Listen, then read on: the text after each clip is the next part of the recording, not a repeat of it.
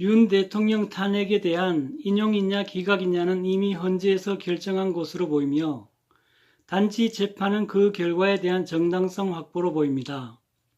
그럼 중요한 것은 탄핵 인용이냐 기각이냐가 아니라 헌법재판소에서 선고를 어느 날짜에 하느냐가 관건입니다. 일단 변론은 2월 말까지는 최종 마무리가 될 것으로 보이지만 최후의 경우 3월 4일까지도 갈 수 있을 것입니다.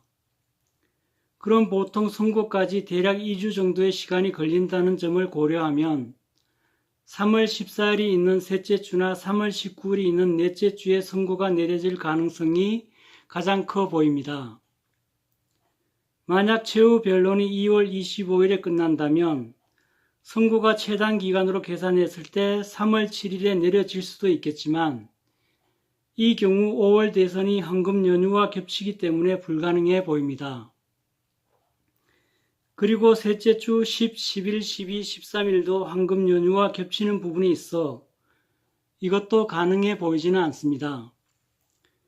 그럼 3월 14일 정도로 예상해 볼 수 있는데 이날은 화요일로서 연휴와 겹치는 부분을 어느 정도 해소할 수 있기 때문에 탄핵 선고 날짜로는 최상의 날이라 여겨집니다.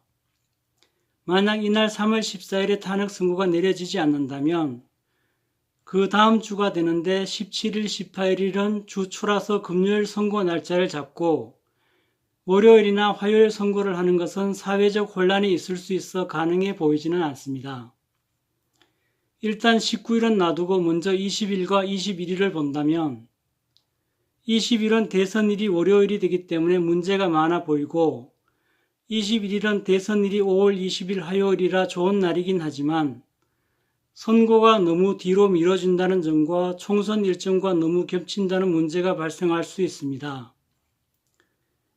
그리고 마지막 날짜인 3월 19일인데 이날 선고가 내려지게 된다면 대선 기간이 3일 정도 짧아진다는 문제는 있지만 황금 연휴와는 관계가 없어 보입니다.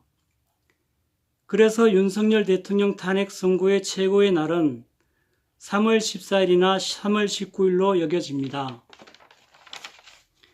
그런데 만약 3월 14일에 선고가 된다면 대한민국의 시계가 사단의 시나리오대로 흘러가는 것이 될 것이고 3월 19일이 된다면 하나님의 시나리오대로 대한민국의 시계가 흘러가게 될 것입니다.